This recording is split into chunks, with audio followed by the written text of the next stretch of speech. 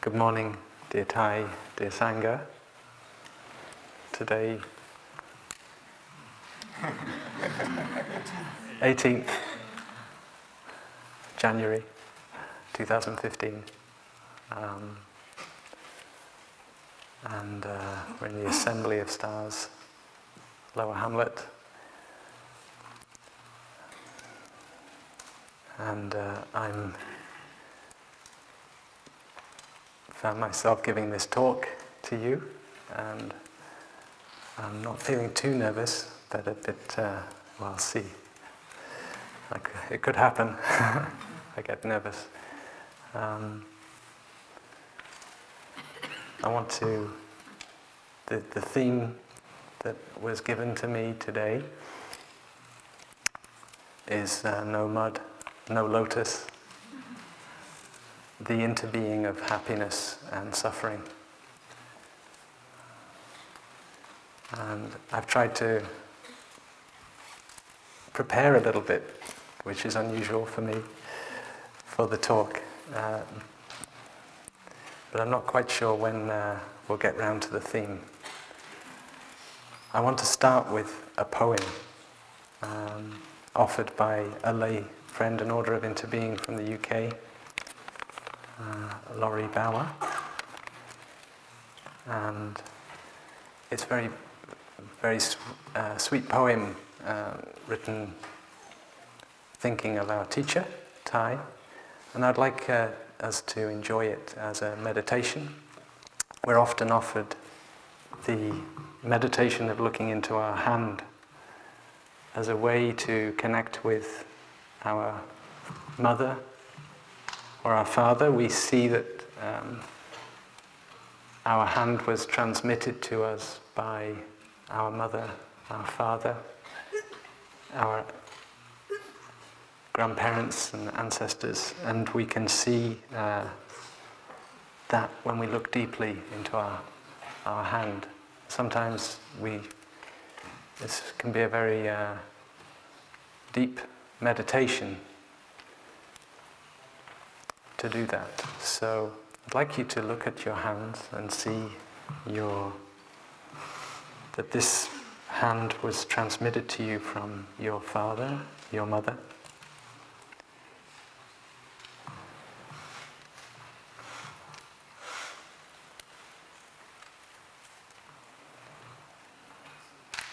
And also, can we see that it is also Thai that is in these hands? You can contemplate your teacher in your hands. By our actions, he has transmitted to us the seeds of love and understanding and the practice. And so we continue to be Thai's hands, Thai's many hands. And in the poem, we talk about the Bodhisattva Avalokiteshvara. It's sometimes depicted with 1,000 arms. Yeah? This, as a Westerner, when you first see this image, it looks a little spooky.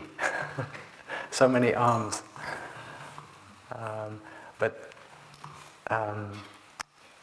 The idea is that each hand can have an eye in it.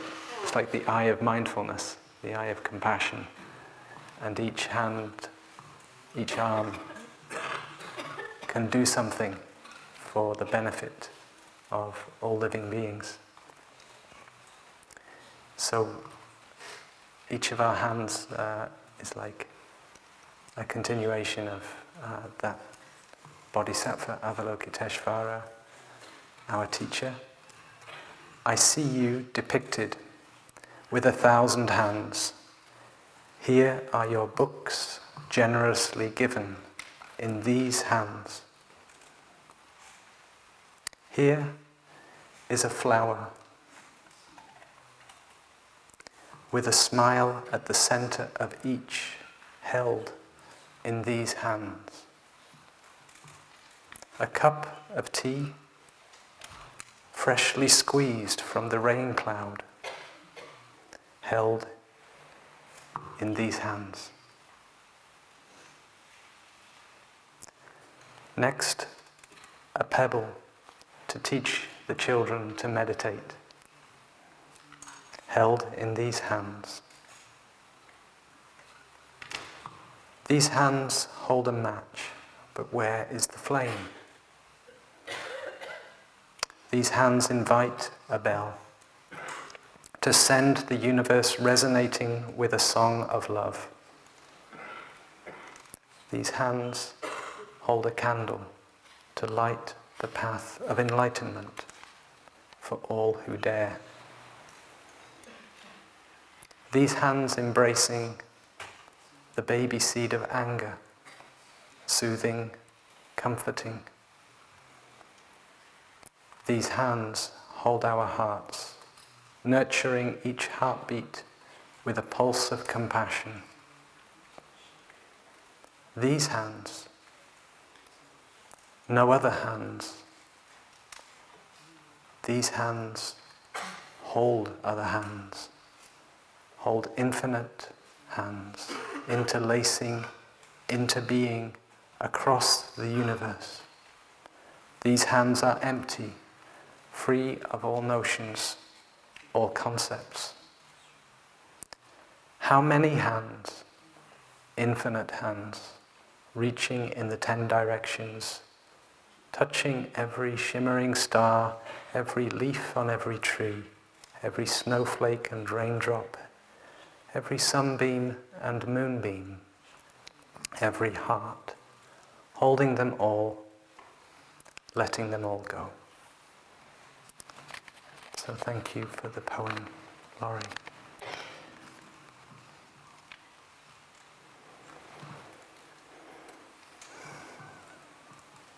So let us be grateful for our teacher and our opportunity to practice today. And may we dedicate this day of practice together to support our teacher, who is resting and also practicing with us in hospital.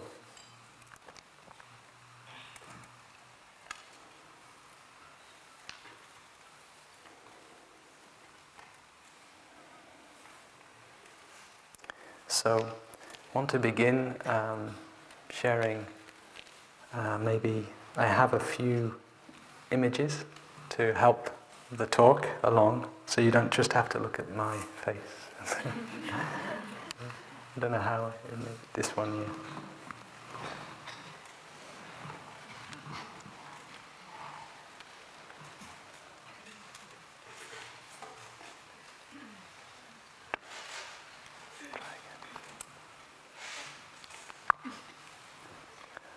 It's like, yeah.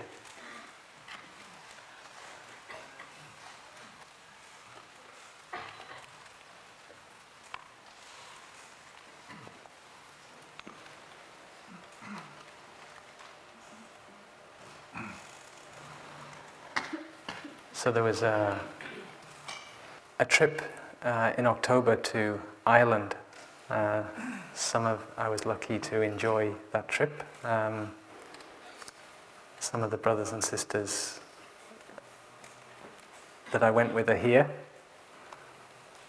Sister Shinyim over there in the corner, and some others, Faptian, Buhian, and there was Sister Yuanyim, Sister Tainyim.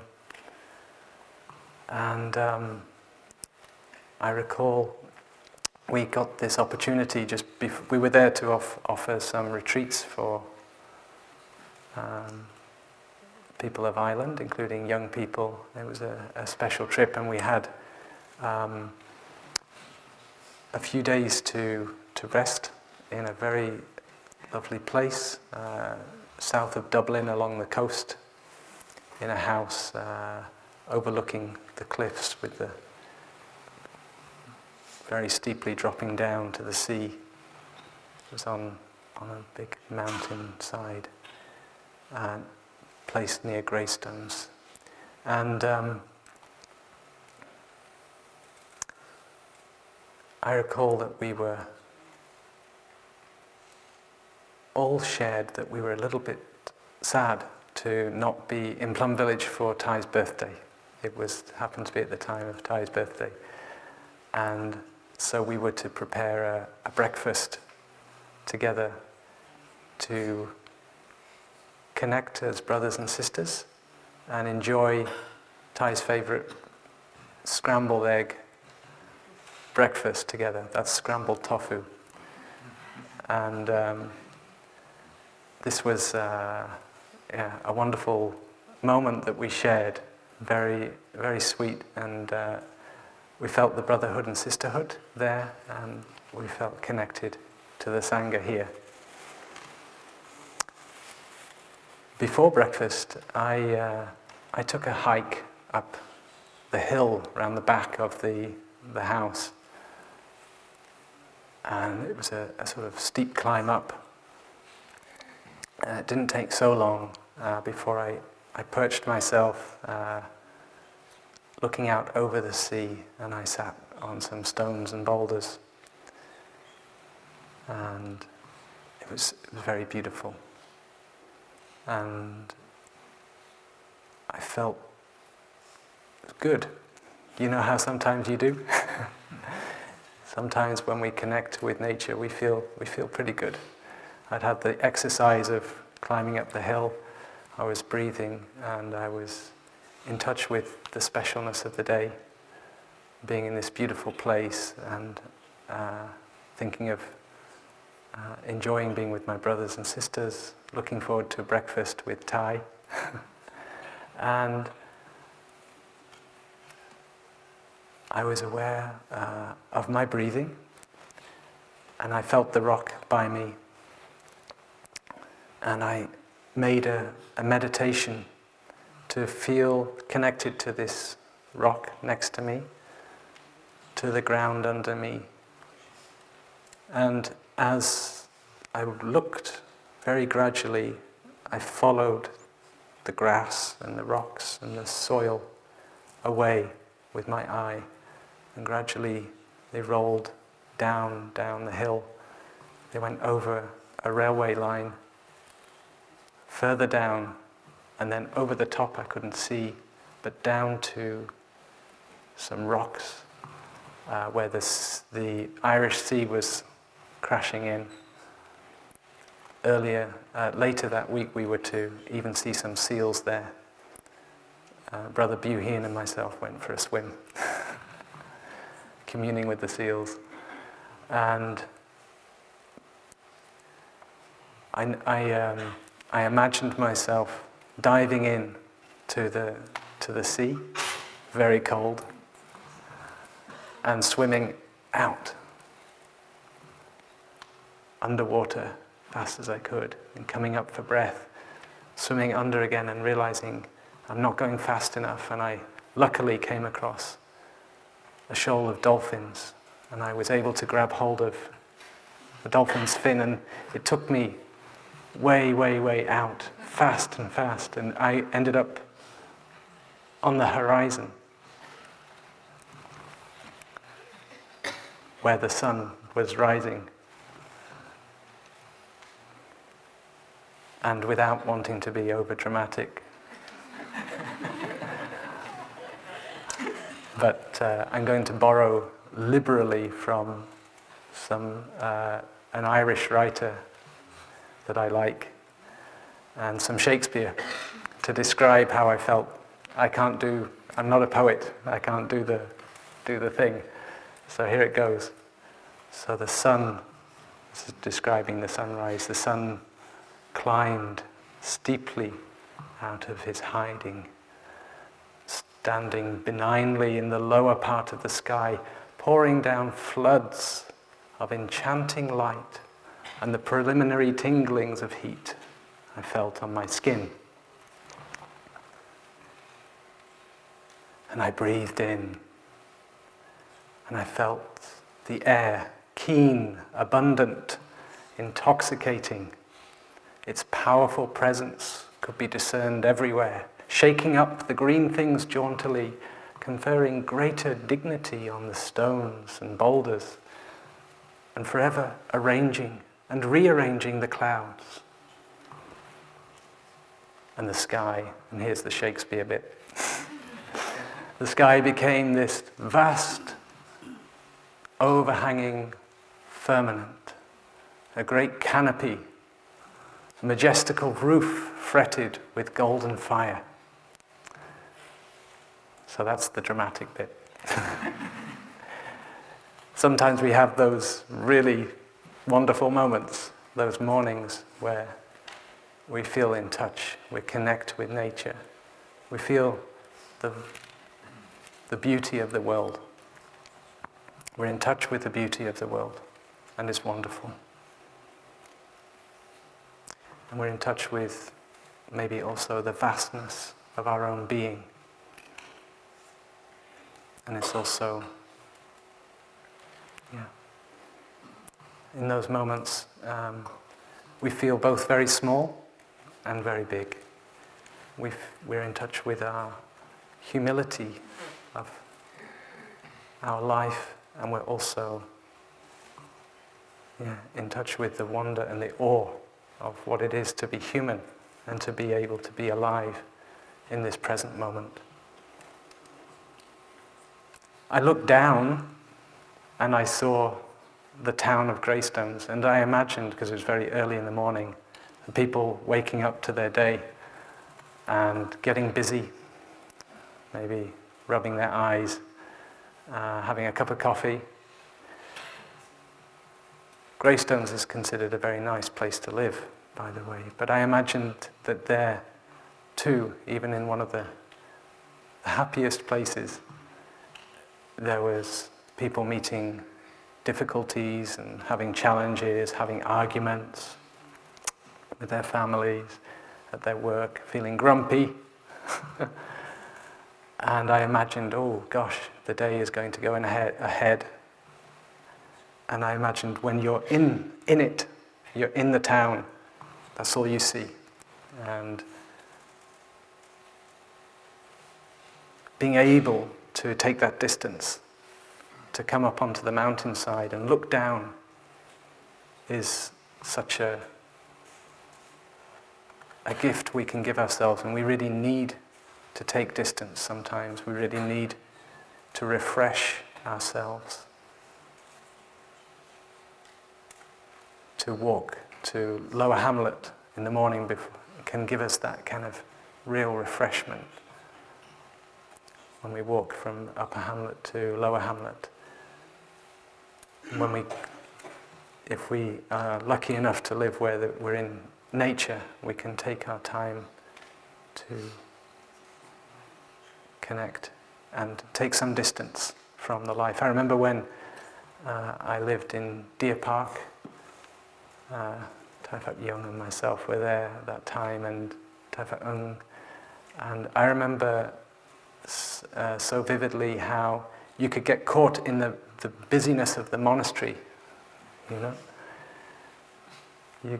There's so many things to do, and you get entrained with lots of things, and you're in the office sometimes and doing things. And also, sometimes I would take myself up, it would be a 40-minute hike steep up to the ridge, and you could look down on the monastery and suddenly get that distance and take yourself out of that kind of busy state of mind and in some way wonder what on earth you were doing. But then you come back down and you engage again. So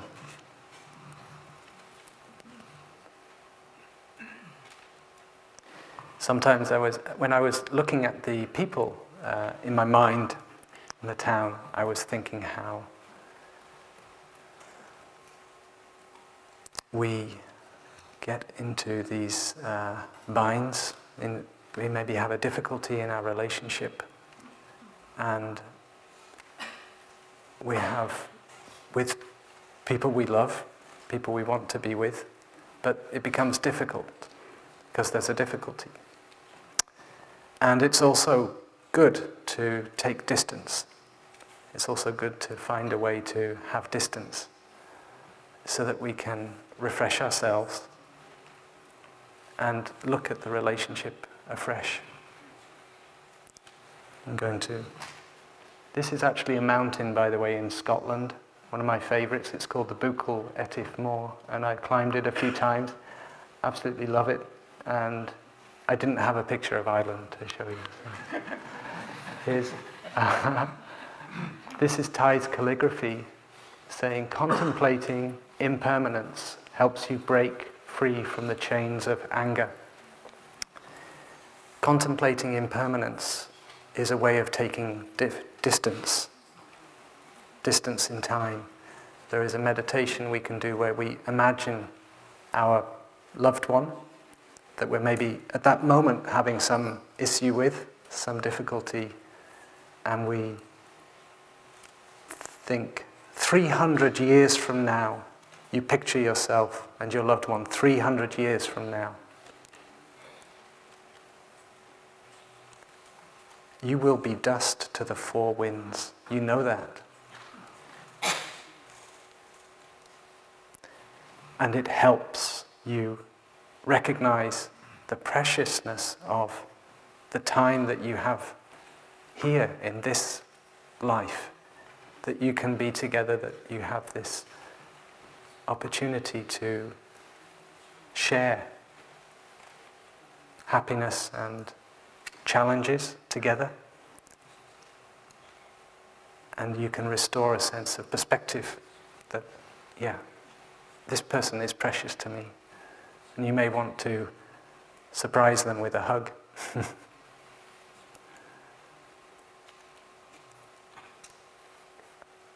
I once did that with my mother.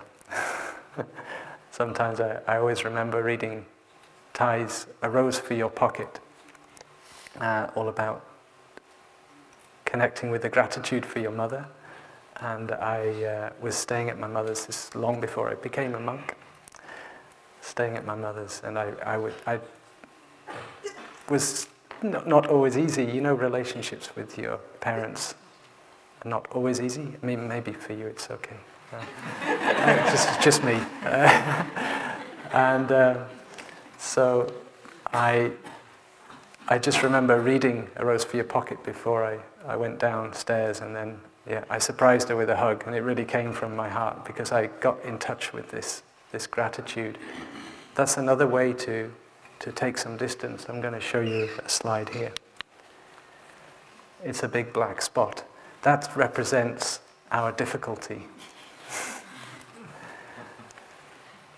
When we have a difficulty with someone, it's like the difficulty is, right, that's all we see. That's what we see. And there's not much room around it. How to get the room around that difficulty? There is a Sanskrit term. I was trying to, I got some help from Brother Fatlu this morning. Yoniso manis... Yoniso manis sikara. Sikara. Yoniso manasikara. It means right attention. The sutra on the 5 ways of putting an end to anger concerns Yoniso manasikara. It means putting your mind, putting your attention on that which is beneficial. So when you have a difficulty with someone, put the difficulty aside and focus on that which is kind in that person's heart. The kindness of their heart in terms of their actions and their deeds, their words. You can find qualities that you can appreciate.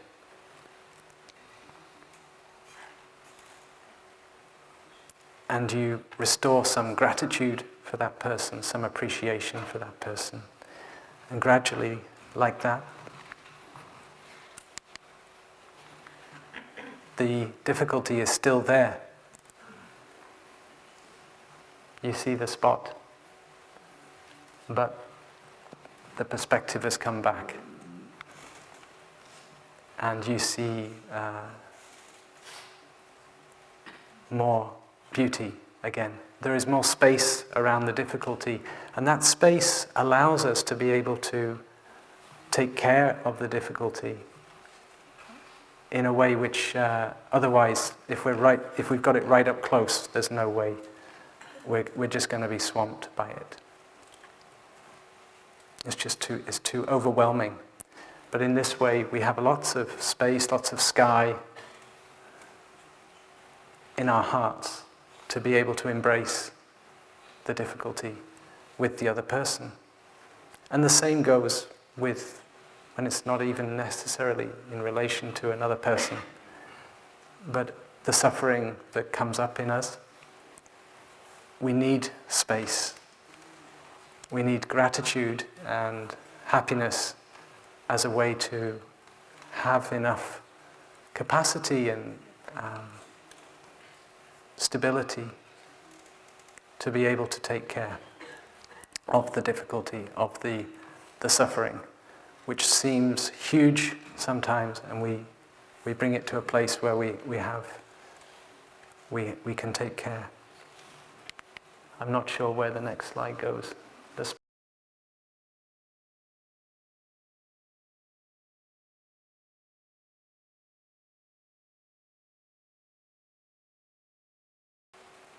That space inside us in many ways using the practice. It's not a mistake that in the Anapanasati Sutra, the fifth and sixth exercise is cultivating joy and happiness, making our minds joyful, making our minds happy, before the seventh and eighth exercise of taking care of painful feelings. It's the same principle, that we create enough space and energy for us to be able to handle the difficult feeling.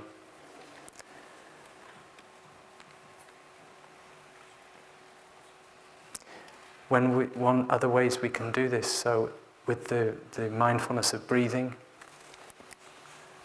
we smile and we breathe, and we can actually intentionally bring up joy.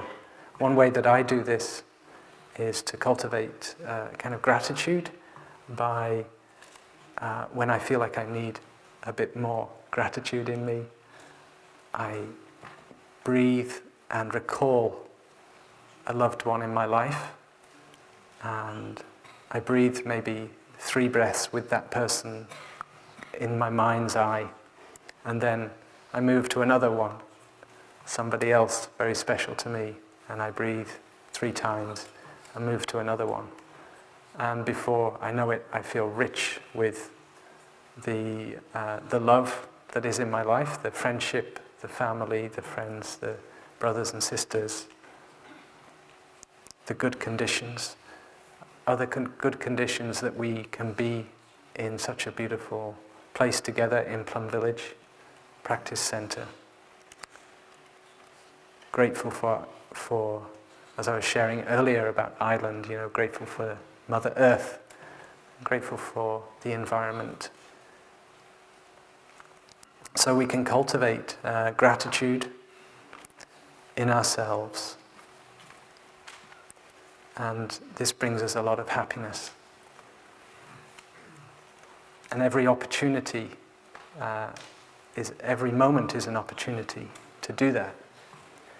And if we miss that opportunity, we get another opportunity. Life's pretty generous like that. We get a lot of opportunities.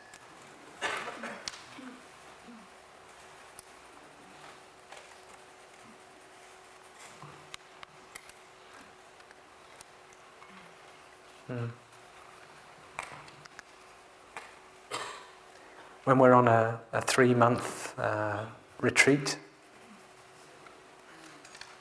there's a lot of long-term lay practitioners here for a whole 3 months. Brothers and sisters, lay friends, and lay women. laymen, and we practiced together for a whole 3 months. And we get, for sure, during that 3 months, things come up for us. Things that we have to take care of. And it's not always easy. So how do we manage that? Well, we come here because we have all of these supportive conditions for that. We need to do our part. We need to practice, and we contribute to the collective practice. And we also have the support of everybody around us, and we have the support of the schedule, days of mindfulness, trying to make every activity one where we're nourished by doing things in a peaceful way, cultivating mindfulness.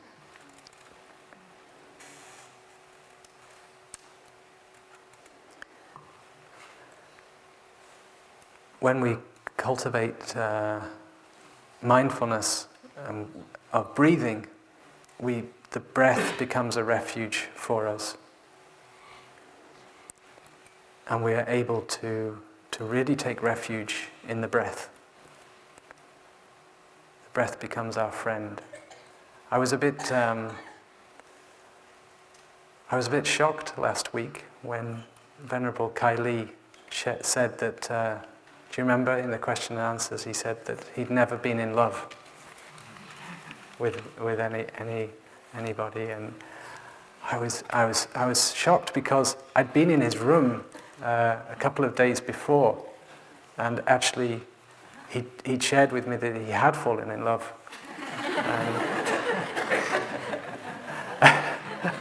I was so, but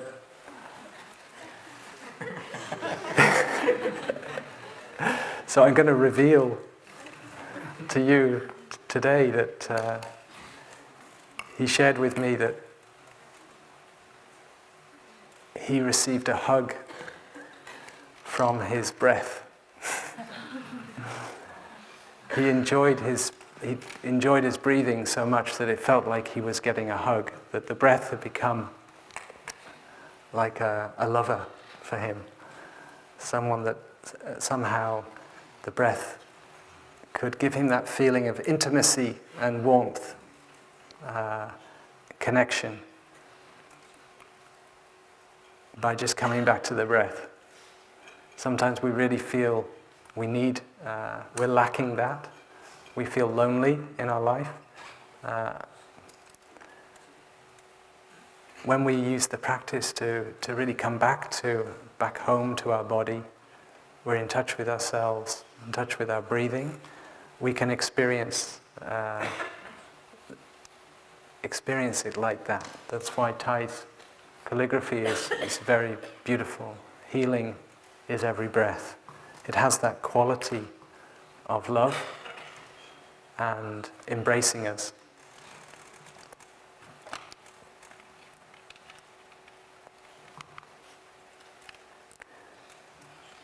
There's a little girl walking here and she can't see above the hedges. It's a maze. And I put labyrinth because there's an old Greek story about the Theseus and the Minotaur. Maybe some of you have heard this hero that goes down and he has to slay. We would never, it's not a nice idea to slay an animal, but he has to go into this labyrinth, and of course the problem is that even though he defeats the Minotaur, he's got to get back out of this labyrinth. The labyrinth is like a maze of caves under the ground. And he's given a piece of string so that when he goes down into the labyrinth and he's managed to survive and defeat the Minotaur, that he'll be able to find his way back out, because that would be the next thing that would happen, is he wouldn't be able to find his way back out of the labyrinth.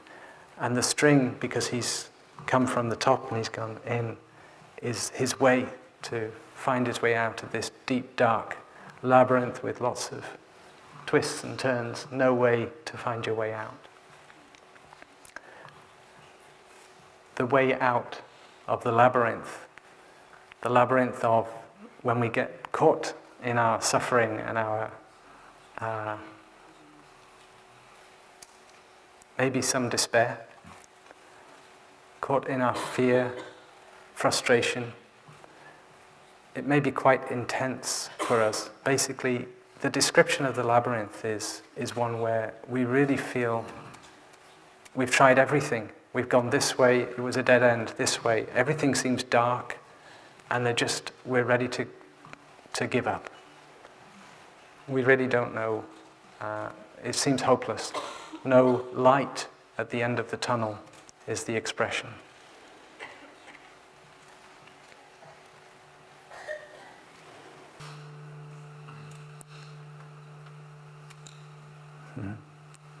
So where am I going? In this labyrinth. I find the string. What is the string? The string is your breathing, your mindful breathing. The string is staying present to what is going on for you. Staying with that and not getting caught in the story of the despair, of that this is hopeless, I can't find my way out.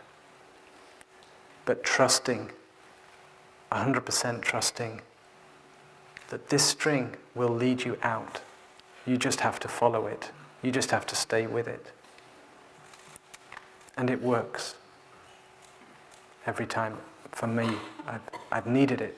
It's worked. And I think for Thai shares stories of when he even went through, thankfully for myself, I'm grateful that I haven't suffered from something like depression. Thai shared once, I always recall, in the June retreat of 2000, how he used his breathing to come out of his depression. So, the way of the breath, the way in, is the way out of the labyrinth.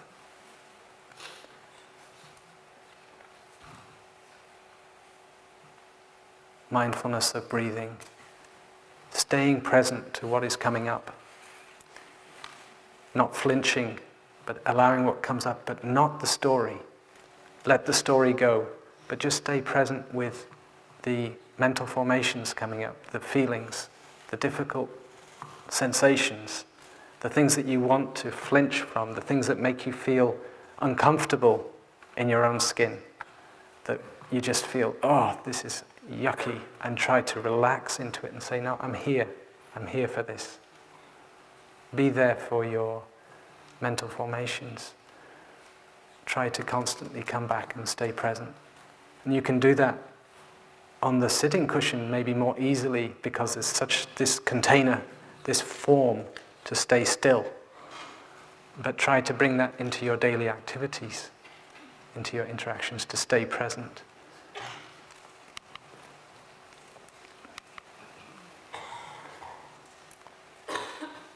So mindfulness allows us to be there for our mental formations.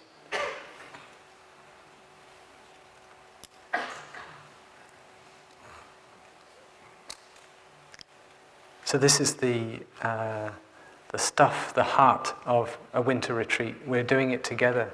Many of us are going through difficult things. It's the heart. We're in the center of the winter retreat. Things are coming up for us. Judgments about this and that. All sorts of things are coming up. We're wanting to run away. We externalize, we project, we put it onto other things. But the practices that we're all trying to do is to come back and be with what is.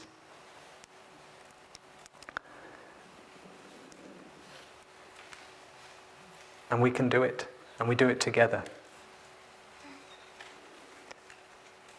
Somebody said once that Plum Village offers present-centered therapy. So we stay present with what is. The practice isn't so difficult. We just have to keep doing it. Even children can do it. And I want to share with you one of my favorite books of Thai is for children, and it's his question and answers with children. It's an easy read. You can whip through it in 10 minutes. But there's one question, I don't know if it comes up. Here it is, from a page. And see, I'll find it so I can read it. A child asked, "What should I do when I feel sad?" And Thai answered, "A wonderful thing to do is smile to your sadness. This is a very simple practice, but it has a great effect. Your smile is like the sunshine. There can be sunshine with the rain. You can smile and cry at the same time, and it will be like you are making a rainbow."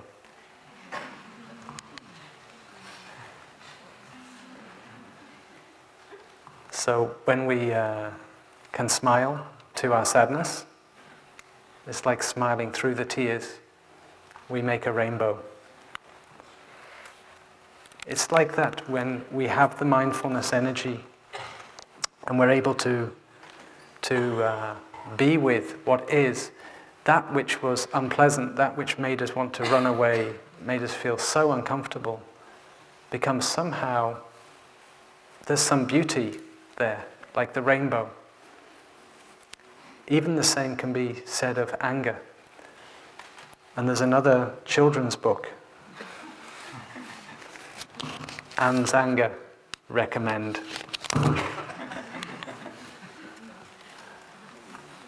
You can see the anger behind, and the child, Anne, is sitting very still and very, very beautifully, able to be with his anger. His anger is his friend. He always shows up when things are not going his way, anger says. And using the practice of sitting, he's able to calm the anger down. I recall, I'll share one example for myself. A year or so ago, I've had much more recent examples probably, but one that's useful for this sharing is, I recall after one meeting, I always find I get very emotional in meetings because there's always something, I go in there and something I haven't even been thinking of for the whole day, it never even occurred to me, gets brought up in a meeting. And I suddenly find myself emotionally connected to that subject that I'd never heard of before. And I get all fired up. And I have to breathe.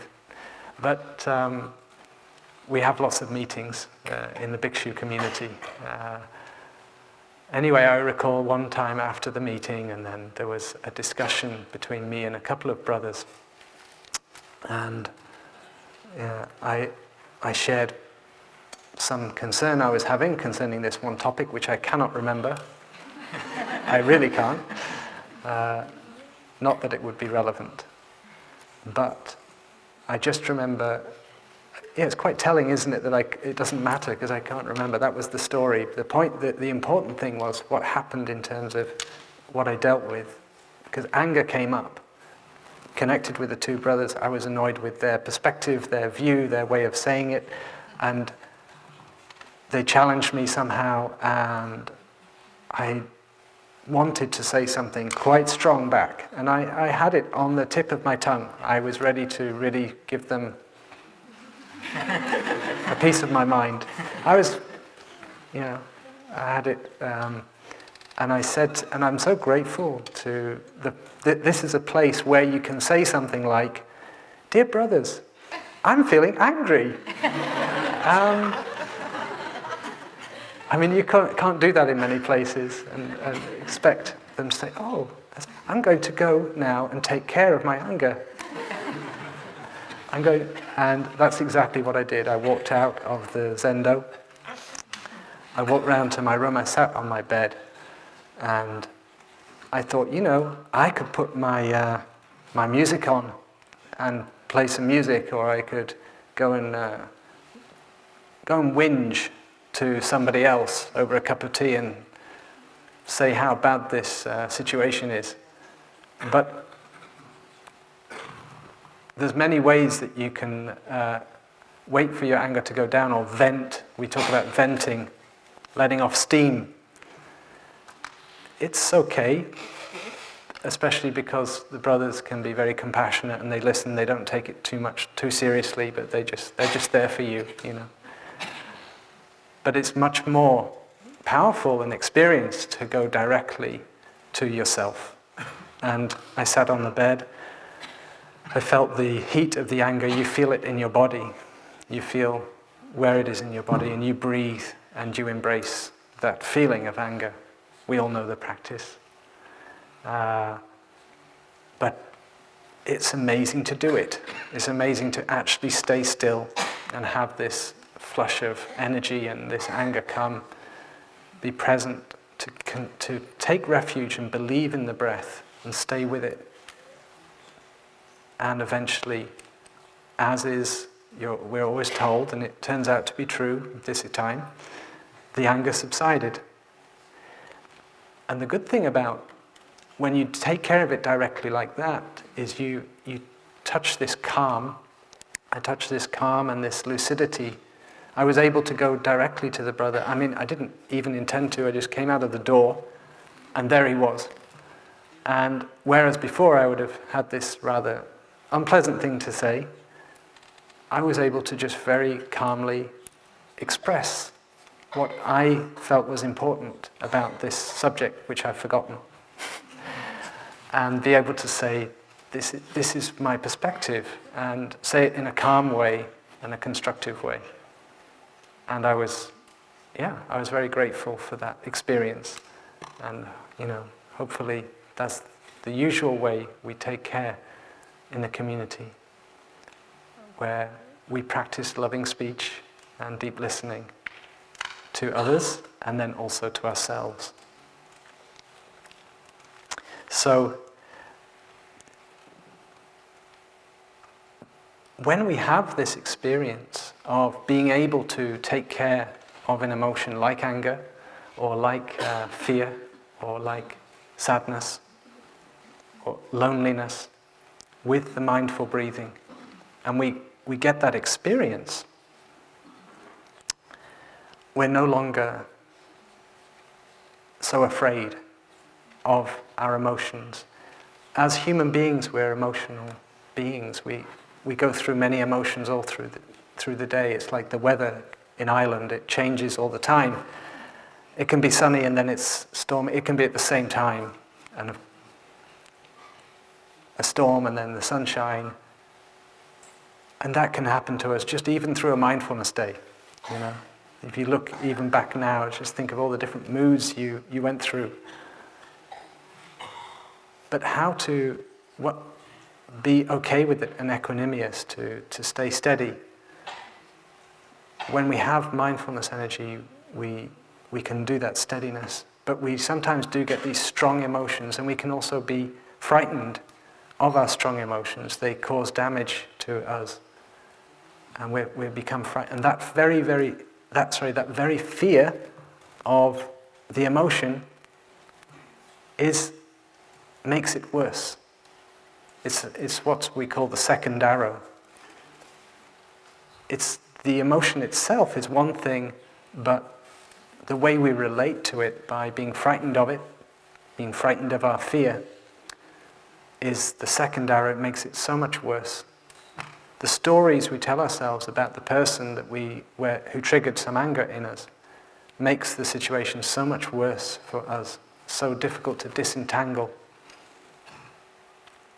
so difficult to come back from. So when we make these experiences of applying the practice to our emotions, we realize we don't need to be frightened of our emotions, for one thing. Okay. So, and also was able to take his anger for a walking meditation. You see here, by practicing mindful walking in nature, anger gets a little bit tired and bedraggled behind Anne. And eventually anger gets so tired, it's all he can do to just lay down in the field and offer Anne a dandelion. It's very cute, beautiful illustrations, very helpful for children and perhaps ourselves. So finally, the title of the talk. No mud, no lotus. Maybe I've got half an hour left. Let's see. When we think of a mud, we think of mud and lotus. The idea here is that you, of course, see that they're two very different things. We have very different, normally, responses to them. When we're in June and we're enjoying the lotuses and the lotus leaves, it's so beautiful, you know. Kids playing around the pond, and you're not looking at the mud that's underneath. We sort of know intellectually, and yeah, of course, the lotuses are rooted down in the mud underneath. But we can be very, transfixed by the beauty of the flowers, so much so that we will cut them and put them in vases and display them and say, oh, it's so beautiful. And of course they are. They're a manifestation of incredible evolution that allows this beautiful form of a lotus to be produced. They symbolize purity, beauty, enlightenment. When we hear the story of the Buddha taking the first 7 steps, lotuses bloomed under his feet, each step. We don't hear the story of like, oh, he stood in a muddy puddle. But the mud is there in the lotus. That's the teaching.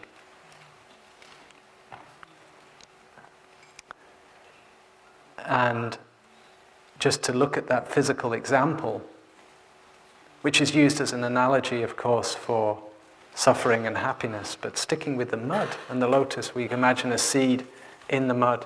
It has this innate knowledge to be able to assimilate the elements of the mud, the constituents of the mud, and with those elements fabricate a whole lotus plant, from the roots going down, the stem growing up straight against gravity, piercing through the pond surface and blooming with these beautiful leaves and the flowers and the seed pods for the next generation. It's an incredible thing, this innate knowledge of the seed to be able to assimilate. And we see that the actual elements of the mud are the fabric of the plant, the lotus plant. It's not just a small connection between the mud and the lotus. The actual stem and flower is made of the mud. We see that very clearly. And yet we would discriminate, of course, and say that the mud is squelchy, smelly, slimy, ugh, don't like it. You come to my house and you offer me a bunch of lotus flowers. I invite you in and I put them in a nice vase. Thank you very much. If you come with a big bucket of mud, say, here, I want to pour this on your table. Say, no, thank you. So naturally we discriminate between the lotuses and the mud, and yet we see that one contains the other. There is definitely mud in a lotus flower. And for a lotus to grow, it needs the mud. It is the mud, it's made of mud. But not only the mud, it needs water, sunshine, and air.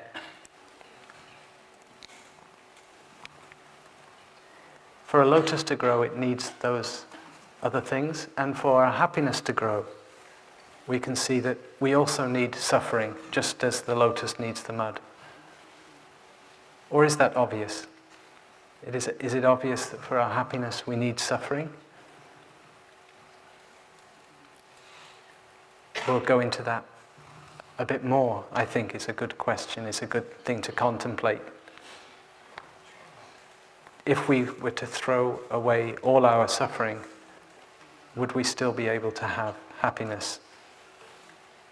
If you throw away the mud, you can't have a lotus. That's clear. But is it true for suffering and happiness? It's something to investigate.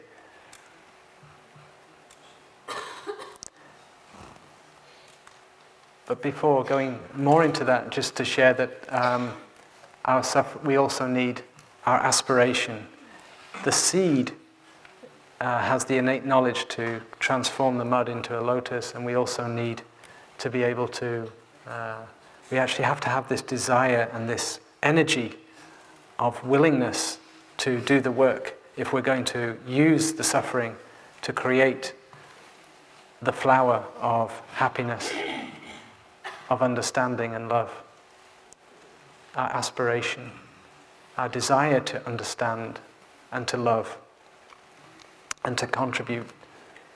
And for this, when we find, many of us have the aspiration to love and to understand, but we didn't find the practice until, and when we find the practice, we say, wow, if I'd known about this practice, I could have, back at our past relationship and all of these things where we seem to suffer so much, but we didn't have a way. And now we have the way, now we have the practice, and we can make use of our suffering. And we're so grateful for that. We have a way. And the practice is to say, I put at the bottom there, the mindfulness, concentration, insight, compassion, patience, all these are the ingredients of the practice. And we can, of course, we give whole Dharma talks on going deeply into these three energies of mindfulness, concentration, insight.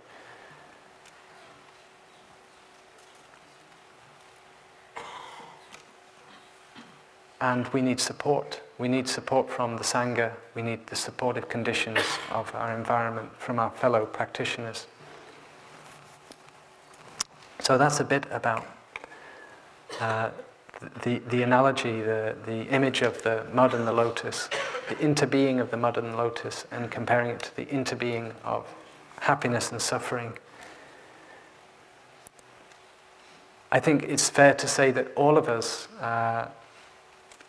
have experienced suffering in our life. We're not a stranger to suffering. And this is the Buddha's first noble truth, that suffering exists. It's part of the human condition. I think it's also fair to say that we experience happiness in our life. We've touched happiness. We know what happiness is. And if I share one experience of being on the mountainside in Ireland, if you can relate to it, it's because you've also you've had your experiences.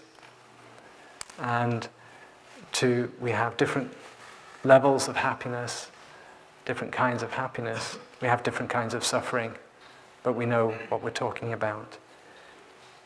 And also, when we look at our suffering, although we wouldn't wish it on ourselves or wish it on another person, and yet, when we look at even a big suffering in the past, we see it's what made us, what we are now. And it helped us grow something very precious in ourselves. We learned about something of value. We grew some understanding and love through that experience, even if at the time it just felt terrible. But looking back, we're grateful. We have that experience? I think so. So when we look back, we don't necessarily say that was a bad thing. Even at the time, it really felt like that. Somehow it forged something in us. It strengthened us. It gave us some meaning. We saw the the preciousness of the person we were with, of the values in our life, and we're grateful for it. It can put us in touch with our priorities. When we get sick and nearly die, we maybe get the insight that life is maybe for living and not just getting distracted and getting involved with lots of distractions or even work. So we get back in touch with the priority, and it feels like we get a second chance to make use of the time we have. So there is an expression, the goodness of suffering, the goodness of suffering. Normally we don't think of mud as beautiful, and we don't think of suffering as good. But this expression, the goodness of suffering, is connected with the principle that we need suffering to grow our understanding and our love. Because suffering helps us also to connect with other people that suffer. When we suffer something and we realize, oh, this is not just my suffering, we're all suffering from something. In Dharma discussion, we get that experience. We see that we're not alone in our suffering, and we feel less isolated.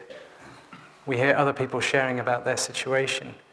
It may or may not relate directly to ours, but it touches our compassion, and we're grateful for the vulnerability that they would share such a thing.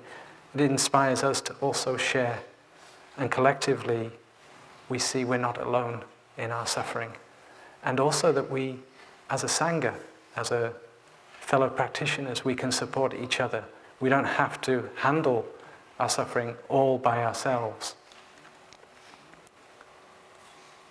This is a very key thing I wanted to share, is that in Dharma discussion, for instance, but also just to have spiritual friends on the path, to have a Sangha, we need that, and we get enormous benefit. And it can help the things that were so difficult for us to come up and to be held. People share, for instance, in a Dharma discussion, some difficulty. Maybe they lost. I remember one time recently, the last time I was at the EIAB, and somebody shared about losing their son 20 years ago, and they could not put down that grief, that burden of grief. But in the Dharma discussion, it was shared in such a way that there was healing. We had a bell, and there was breathing in the circle of the Dharma discussion. And everybody held that person's grief for their son who had died. And we breathed, and there was tears, and particularly for this mother. And then later on in the week, other people asked if they could also bring into the Sangha the name of somebody that they'd lost, and that if that name could be in the circle, and we could breathe and we could hold with our collective energy and celebrate that person in the circle. So together we can experience a lot of healing, supporting each other with mindful breathing, deep listening, being there for each other.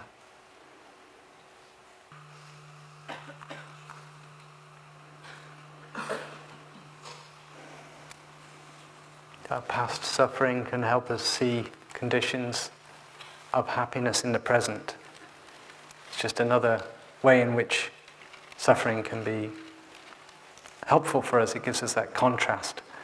Thai likes to use the example of toothache. Many of us have experienced toothache. We eat too many sweet things or something.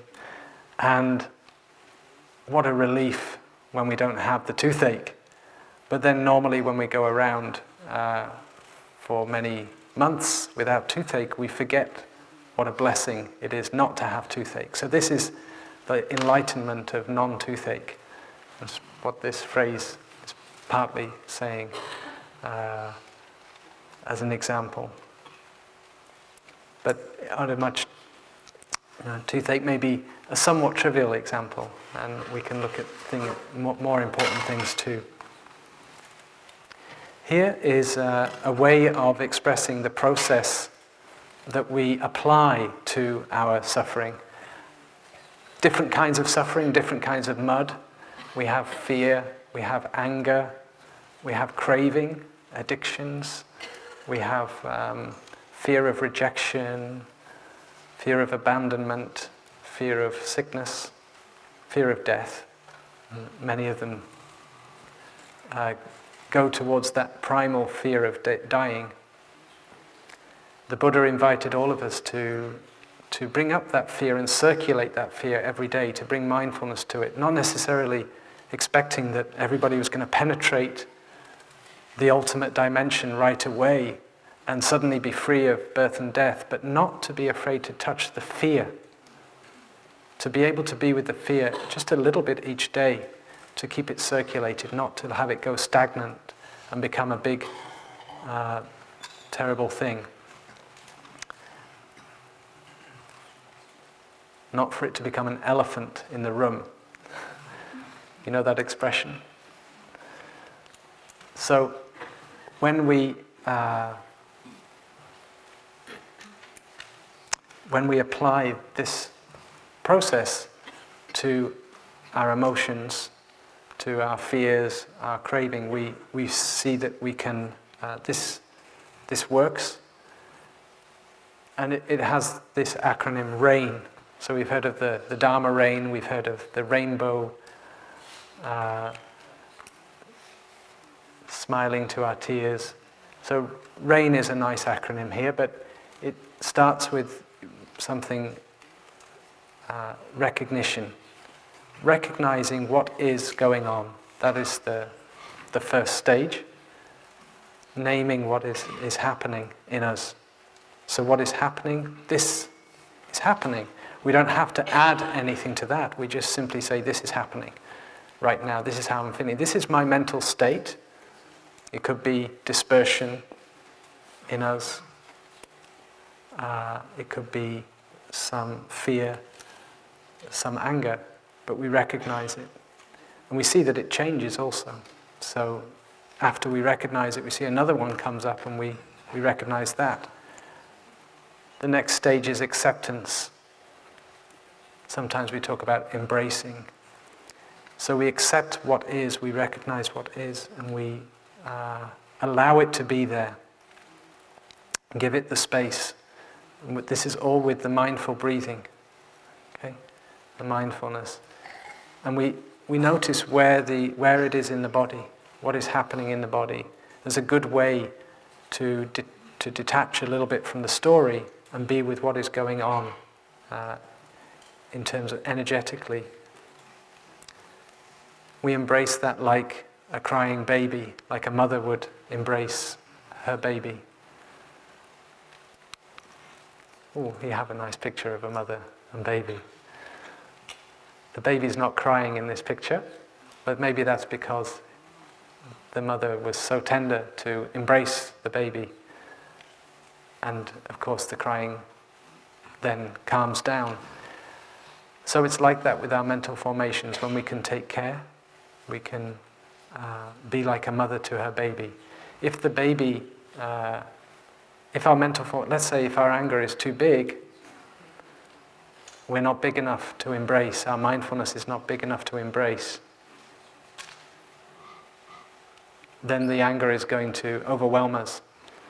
It's still useful to bring the mindfulness that we can to the situation, and it will help. But if the anger is too big, we're going to be overwhelmed.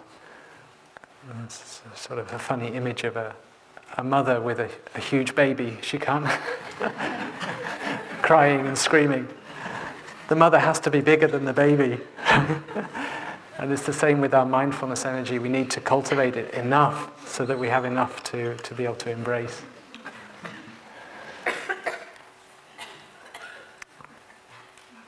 And so if we can do that, we know that when the difficult things come up, we want to be ready to be there for them. So cultivating mindfulness on a daily basis, taking time in nature, cultivating our happiness, it's all for this. It's going to help with our suffering. It's not separate. Some sufferings feel too big for us as individuals. Some sufferings are collective and they belong to all of us. And we need to embrace them together. And sometimes our individual suffering, we also take refuge in the Sangha and say, please help me. Like I shared about Dharma discussion, where people together breathe. And sometimes we need that. We need a support from somebody else. We borrow from somebody else's mindfulness to be able to support us. They breathe with us. If I have been recall and a relative who was suffering a lot, and just being able to Skype with them and do the practice with them, breathe with them, able to take them out of a difficult place just by doing it with them. So sometimes we support each other in that way. It's very important.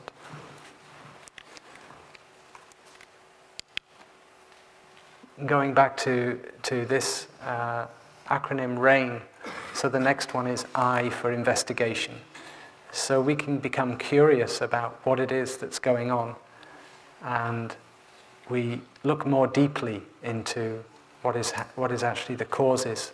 When we have that spaciousness, we're not overwhelmed and caught in the story, and we're breathing mindfully, we're able to be there. That is the time to get the insight of looking deeply into what is actually behind it.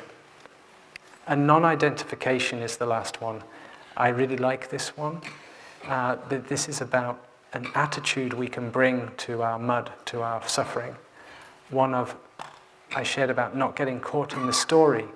Part of the story is that we feel a victim of our suffering because we feel it's our suffering and it's happening to us and we're stuck in it. This is happening to me. And the insight of no self is so helpful to bring to our suffering. That's why I have a personal gatha that I say to myself, no mud, no lotus, when I'm suffering a lot. I know, yes, of course, no mud, no lotus.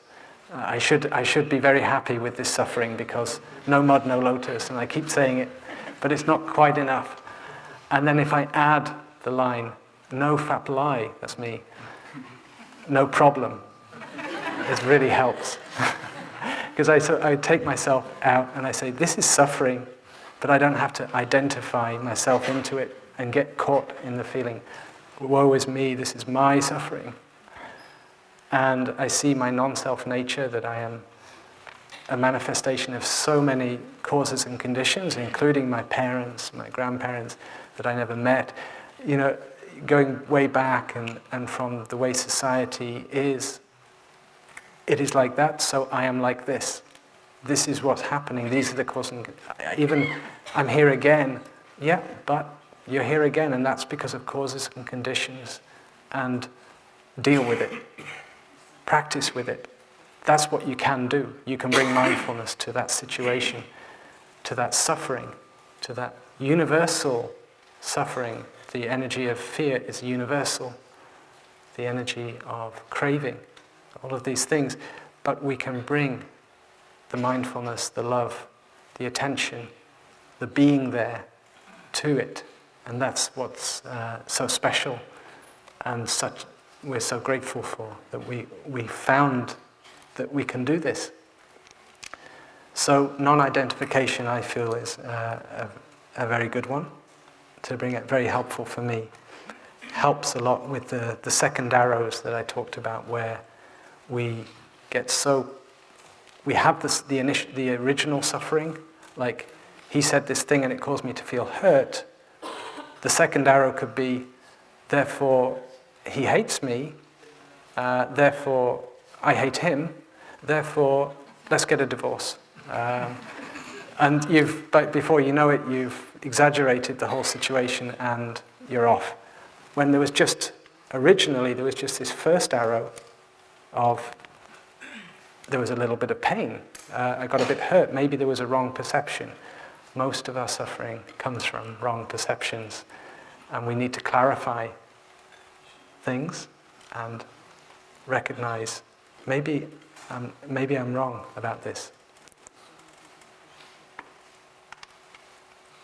Just one offer, I'd like to offer something small that I found very helpful, is if you have a recurrent thought which is negative, maybe a self-judgment to yourself, you say something very harsh to yourself, or you find yourself repeatedly thinking harsh thoughts to someone else, and you have the aspiration to change that.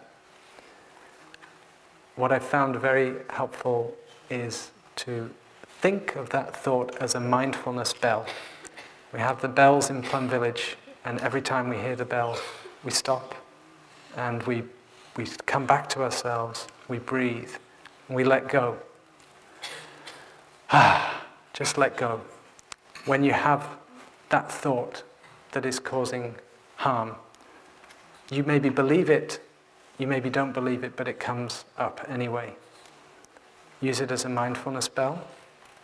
Let it, just as in Plum Village with a bell where we stop, you use it like that. That thought is your bell, you stop, you breathe. 100% with your breath, in, out. 3 times. Let go of the story, let go of the thought.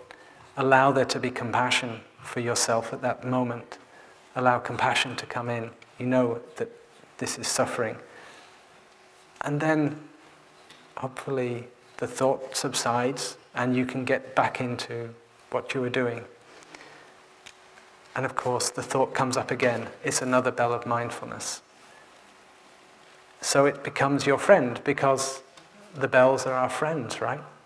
So you've turned what is a negative thought into a friend, into a bell of mindfulness for you. And if the thought stops coming, you've lost that friend. I'm sure you'll find another one. But you'll be grateful that that you don't no longer have that thought, and you get this experience of being able to transform these habits of habitual thoughts that cause you harm. But first we need to, sometimes they're very obvious, and other times we have more subtle ones, subtle repeating thoughts throughout the day, and we don't even know them. They're just, and the practice can help us uncover them. This is my sister, Lucy, and we were out in a park. This is a stone sofa in a park in England. And this is a picture. She's a wonderful artist. I mean, maybe I'm biased, but somebody else thought this is actually displayed in an art gallery. So somebody thought it was good enough to put up there. And it's a picture. It's a painting she made of my father's home. This is picturing my father, our father, who long since passed away. So our Father who art in heaven. But here he is playing the piano, and in this room in London, and this is Lucy in the foreground as a 6-year-old girl, stroking the boxer dog, Pinky. The dog was called Pinky. And she has a teddy bear. And this is a happy memory of her childhood. She had, and it's a beautiful painting, very deep, I feel, to get in touch with that happy memory of her childhood and to be able to paint it like this. It's very evocative, and you can see she's happy. And I feel it's important for us to get in touch with happy memories from our childhood, for them to nourish us and to connect ourselves with our child inside. Yesterday morning, Thầy Pháp Lai, he led the guided meditation on the 5-year child, both our 5-year child and that of our father. And it's a wonderful meditation we can take ourselves on. And we need to connect with our child because as well as the happy memories, of course, we have a wounded child who was fragile and vulnerable, and maybe there is some healing to do. And as we know, the past is contained in the present, and the way we are in this present moment, for sure, if we haven't resolved our child's wounds, that child will somehow let them be known. And the way in which we are as an adult connects with to what extent our child is happy in us and healed. So the work of healing our inner child is very important. And this is something which we can do through these guided meditations, reflecting on the child and connecting. And I would like to also offer the idea of sort of doing your own guided meditation of visualizing yourself, your house when you were young, and going into the house and searching in all the rooms and finding where that child is. And maybe you'll find them. And I've been able to, sometimes consultations happen, and it's naturally led into this kind of guided meditation where we go back and find the child. Sometimes we find the child in the bathroom, and sometimes in the bedroom. There was one woman who shared her child was on the windowsill and very, very bored, sitting looking out the window for 6 years because her parents always argued and never had time for her, and she didn't have any siblings, and she didn't have anybody to play with. She didn't play on the computer. She just looked out of the window. I said, "Was it a nice view?" She said, "No, not particularly. Just a lamppost and some cars going by." It sounded really miserable. But somehow her 6-year-old girl, through many years, was sort of stuck there. And here she was as an adult, as a mother, saying, "I don't know how to, touch that. It's kind of scary. I don't want to go back there. I've left that behind." But unfortunately, the little girl is still by the windowsill. Because when we went back into the house, we opened the door of the bedroom. There she was. I said, "Well, maybe just ask, is it okay to come in?" And sure enough, the little girl said, "Yeah, you can come in." And she was sort of surprised to see her. And she sat next to the girl, and it sort of just naturally unfolded like this, and said, "Well, why don't we go out? Maybe you've been enough time by this windowsill. Let's go out for a walk." So they went out for a walk out of the house, and they went to the park, and they sat on a park bench, and they kicked their feet a bit and threw some bread to the ducks. And as they walked back, they were walking along the road, she knelt down, looked at the little girl in the eyes and said, "I am always here for you. I won't abandon you anymore. I might get busy, I might forget. Here's a mobile phone. You can call me and I will come." So we can do that for our inner child. And there's many, many stories, we all have little adventures where we go looking for our child. Why not?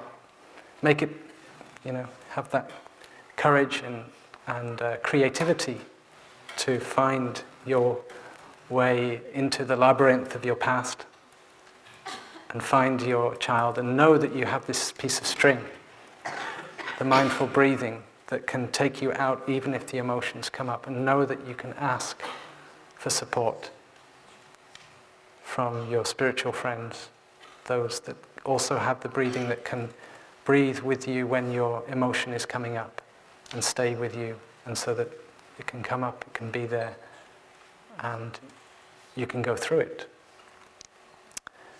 And when we were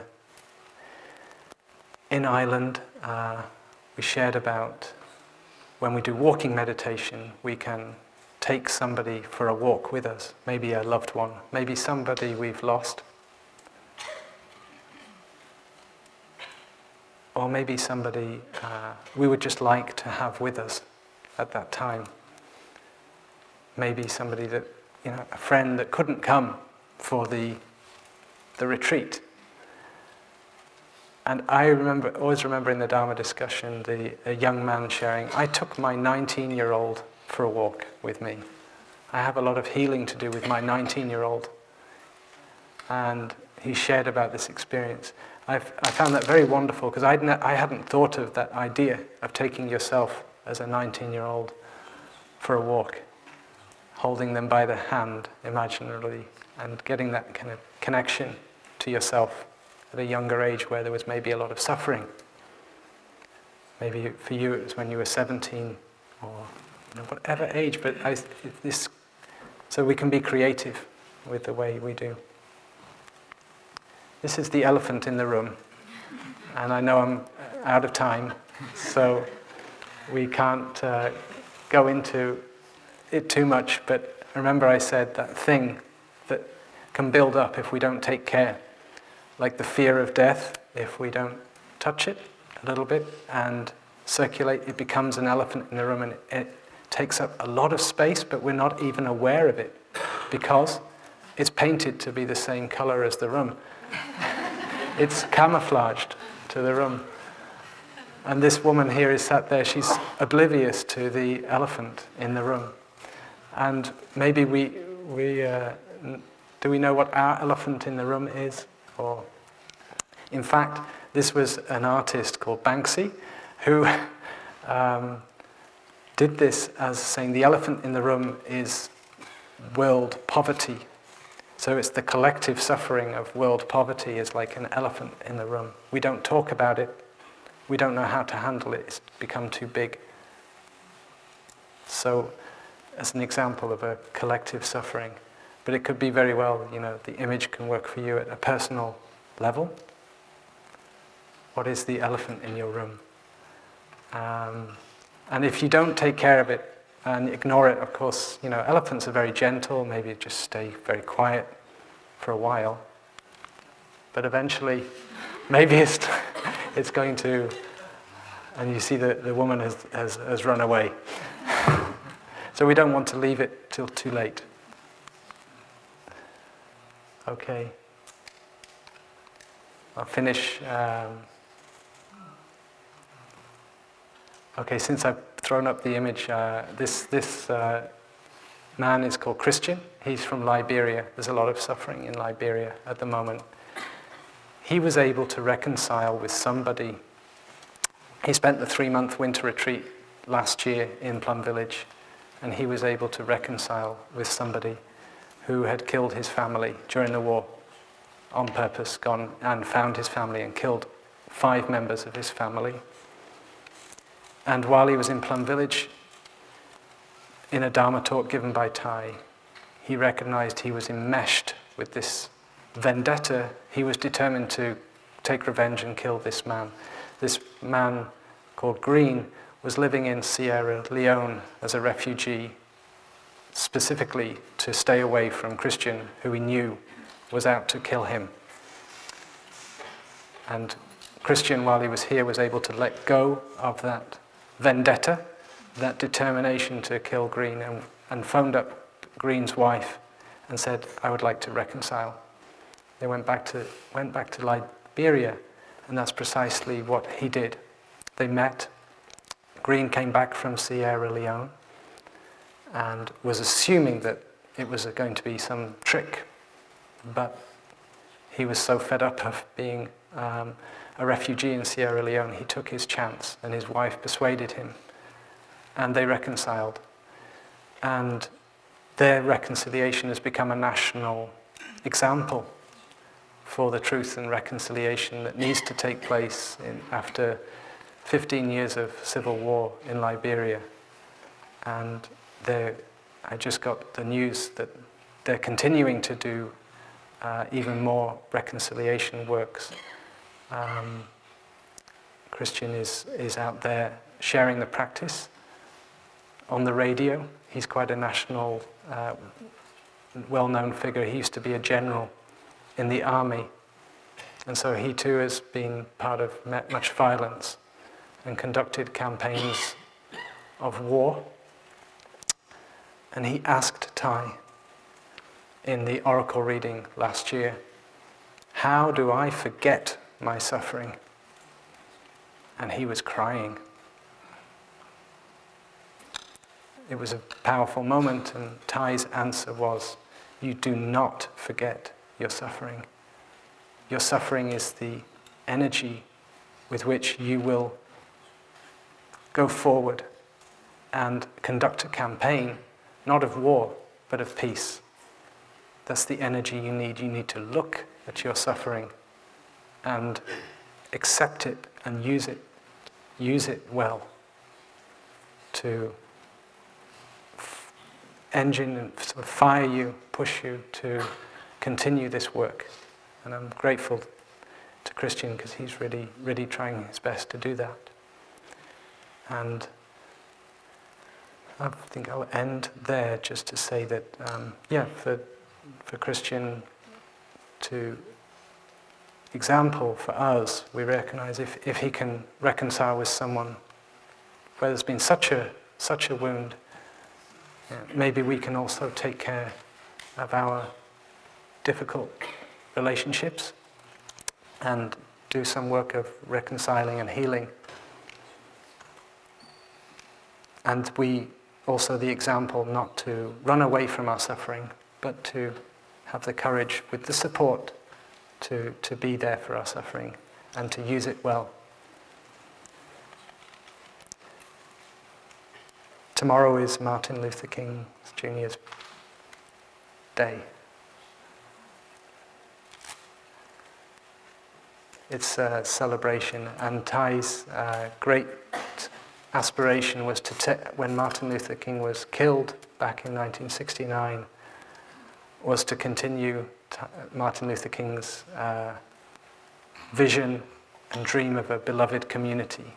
And we are that beloved community. And we are the continuation of Thai's taking on that, and also it was also Thai's same aspiration to create a community where there is love and there is understanding and there is healthiness and stability so that we can offer to everyone. So we continue that, as with the poem read at the beginning. So let us go as a Sangha and continue and know that we are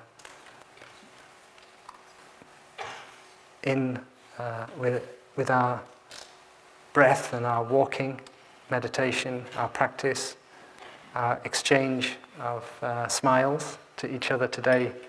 We're continuing that and making manifest that beloved community. And we're in Thai's mind. Okay, so thank you very much for listening and looking forward to the day ahead together.